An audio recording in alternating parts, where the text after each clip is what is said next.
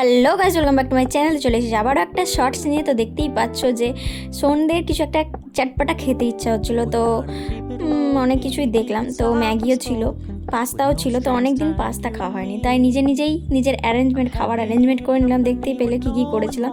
আর প্রথমে যে সবজিগুলো কাটছিলাম সেগুলোর ক্লিপস আমার নেওয়া হয়নি, কারণ কাটতে কাটতে যদি ফোনটাকে কেটে ফেলি তো সেটা তো চলে যাবে। দেখতেই পাচ্ছ যে প্রথমে আলু আর পেঁয়াজটা দেখতে পেলে আমি গরম তেল দিয়ে কী করে তুললাম, বাই দ্য ওয়ে সেটা এডিটিংয়ের ব্যাপার।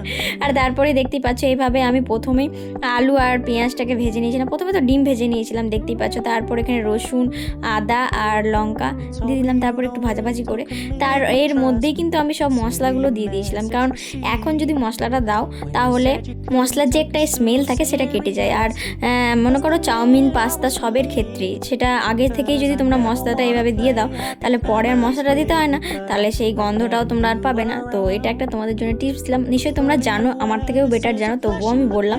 তারপর দেখতেই পাচ্ছ পাস্তাগুলো দিয়ে দিলাম এক এক করে না, সবগুলো একসঙ্গেই দিয়েছিলাম। তো এইভাবেই কিছুক্ষণ নাড়াচাড়া করছিলাম আর তোমাদের সঙ্গে গল্প করছিলাম, কিন্তু সেই গল্পগুলো বলতে পারিনি আমি, কারণ অন্য বিষয় ছিল।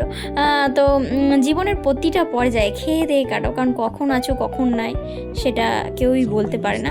তো তারপরে দেখতে পাচ্ছ আমি ডিম দিয়ে দিলাম। তো দেখতে কেমন লাগছে তোমরা অবশ্যই জানো। তারপরে দু রকমের সস দিয়ে দিয়েছিলাম, সয়া সস আর জানোই তো ম্যাগি যে হট চিলি সসটা হয় সেটা দিয়েছিলাম।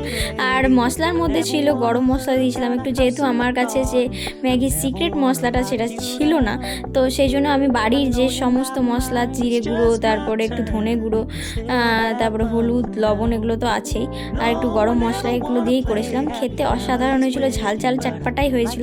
তো ভাইও খেয়েছিল আর আমিও খেয়েছিলাম, মাও খেয়েছিল, কিন্তু মা তখন ছিল না বলে তাকে দেখতে পাবো না, নাহলে সেই ক্লিপসে আসার জন্য ছটফট করতো। তো তোমরাও এভাবে বানিয়ে খেয়েও, আর নিচে কমেন্টে অবশ্যই জানিয়ে। দেখা হচ্ছে পরের সাথে, ততক্ষণ বাই বাই।